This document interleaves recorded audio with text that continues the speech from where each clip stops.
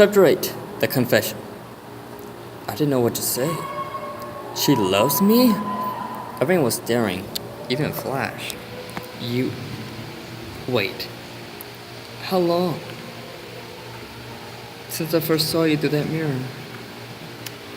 Since I saw you when you were human through that mirror. But why? I thought you loved Flash. The way you were together. I thought. She shook her head. Not really. I mean, I did. It was just a crush. But there was just something about you that I found fascinating. It was something that made me fall in love with you in the first place. Really? And what would that be? Your eyes? Is that right? She nodded. I stared for a minute. Huh. Okay. I then looked at the others, and they looked guilty. I wondered why they were looking like that, but then I realized. You guys knew about this, didn't you? You knew all this time how she felt about me. They stared at the ground for a minute, then rarely spoke up. Yes, it's true. From the moment you came, we were hoping you would see it, but I guess things happen for a reason. It got worse when Flash showed up like he did, and we are really sorry, Sugar Cube. Let me get in there. Ray, you don't have to fall down. Sorry, Sugar Cube. We wanted to tell you, we really did. But I figured we'd let Twilight do all the talking. This is my fault. I'm the one who should have seen it. I'm the one who didn't notice. And for that I'm sorry. Especially to you, Twilight. You have nothing to apologize for. I hurt you in more ways than one.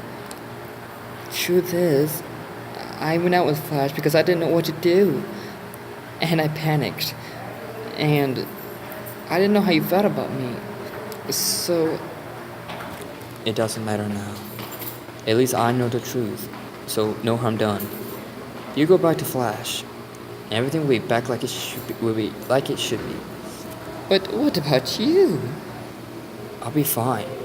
I'm used to being alone. Ever since I have no one to take care of me back home.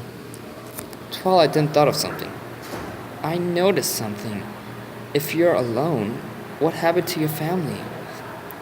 I froze. Should I tell her about my past? I don't know how she'll react or take it, and I don't want to lose him more than I have already. But since she asked, I decided to tell her, along with everyone else. The world I lived in was not a pretty place.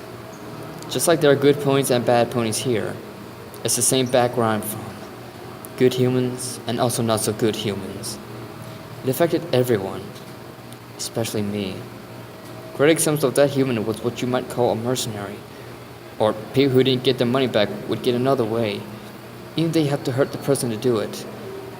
That's what happened to my father. They beat him in the head with a baseball bat, and then they shot my little brothers. The reason why I couldn't ask you out is the same way here.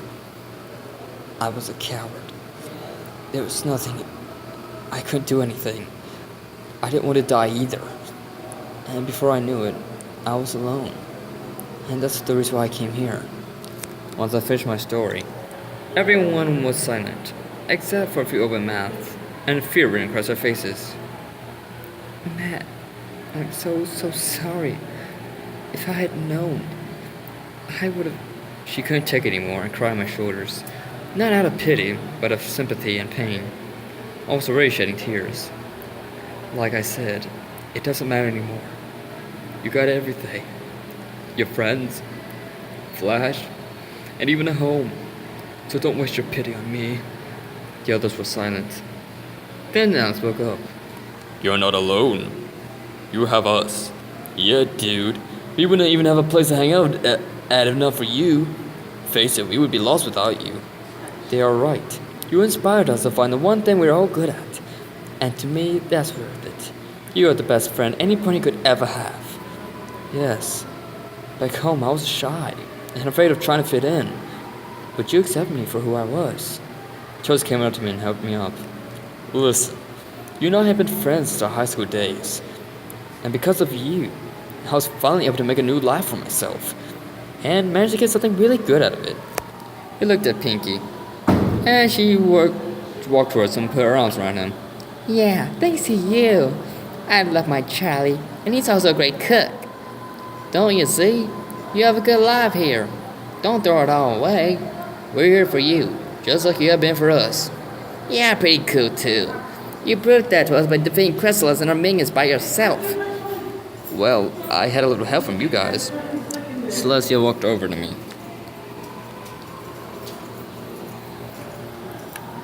No, she is right. You were the one who drove Chrysalis out of here. Twice. You are indeed a true hero. In fact, I would like to offer you an opening to become a newest member of the Royal Guard. My mouth hung open. So did the others. What? You mean... She smiled. From this day forward, I, Princess Celestia, am appointed Matt as a member of the Royal Guard with the highest honor that any pony has ever seen. Everyone gasped and clapped loudly and cheerfully. Wow, dude, you are a guard now. You are a guard now. That's awesome. Congratulations. You are always the bravest among all of us. Yay. I was speechless. Wow. Thanks, Princess. I don't know what to say. Perhaps Twilight can say it for you. What? Celestia looks at Twilight and winked. She understood, then blushed. She walked over to Flash, knowing what she had to do. Flash, It's okay. I'm cool with whatever you want to do. It's obvious to me where your heart truly belongs. At least we're still friends. She smiled warmly. Thanks, Flash. She hugged him, which he warmly returned back. They let go. Go on. I owe you one. She walked away and headed towards me. I was confused. Twilight? What are you doing? Something I should have done a long time ago. And with every point watching her, she leaned in towards me. My heart was beating fast, knowing exactly what was about to happen. Considering I've watched a lot of movies, I closed my eyes. And next I knew, I felt my lips being touched. I was joined in for a long kiss. This was the greatest feeling I've ever felt in my entire life. We pulled apart, and Twilight was blushing a deep red. Wow. That was... something. She giggled, and she held my hoof. I've wanted to do that since I met you. I smiled and put my other hoof to her face. Now it's my turn. This time I leaned in, and we kissed again. This time just a bit longer. I heard Rarity, ooh, Remy going, bleh, being a jump for joy. Applejack, woohoo! Flush, I said nothing. The guys making whistle noises. Woohoo! We pulled apart once more. This time I was blushing. That was quite possibly the best kiss I've ever had. Really? Well, good thing I did it right. Twilight? She looked at me. Yes? Will you be my special sun pony? Everyone guessed once again, and Twilight thought about it. I'd love to. I thought you'd never ask. I did my best to hold my excitement down. Cool. Because there's nowhere else I'd rather be than with you right now. And I can't imagine life without you. Everyone. Aww. There's also something else. I think I know where this is going. But tell me anyway. She giggled. I love you. I love you too, Twilight. I love it when you call me that. It makes me feel so special. Good. Because that's what I'll be calling you for the rest of our lives. Can't wait for that. Just then, Pinky came forward. I already knew what was coming. You know what this calls for? Yep, we all do, Pinky. Party time! And so, later that afternoon, her house was literally jam-packed. The huge banner hanging on the wall said, "Welcome to Ponyville / congratulations on the new job as guard and defeating Chrysalis." Sometimes I wonder how she fits all that in there, but it's best not to question her. But one thing still bothered me. I turned to Pinky. Hey Pinky, can I ask you something? You sure can. What is it, Maddie? Before, when Charles asked you out, how come you said yes right away? She looked at me like it should have been obvious. Then something clicked, and I raised my eyebrows in understanding. You knew, didn't you? Uh-huh. Let me guess. Pinky sense? Nope, just a hunch. She smiled really big and walked over to her coat friend. I shook my head. I should have known. Whatever. I went to go find Twilight and I spotted her talking to Rarity.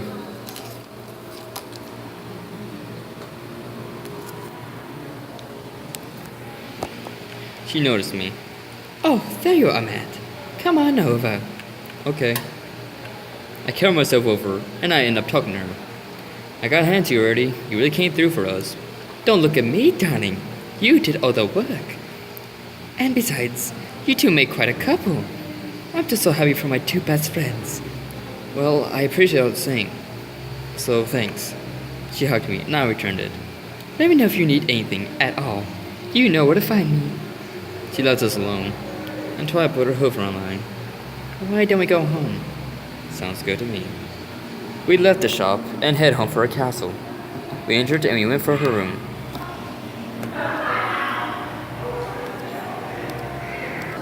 Well, here we are. Hope you like it. I looked at her with a smug on my face. With you, I'll like just about anything. Want to get some sleep? That sounds good to me.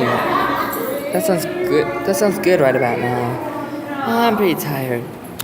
Alright. We climbed to the bed and she cuddled right next to me. Comfortable? She was tired as hell. Makes sense. After all, we bet a lot of changelings. Oh well, my dewdrop starts tomorrow, so I better get some sleep. Good night, Twilight. Good night, Matt. She fell asleep fast, without pushing up against me. I smiled. Life was good. For a brony. I turned out the light, and we caved into our endless bliss.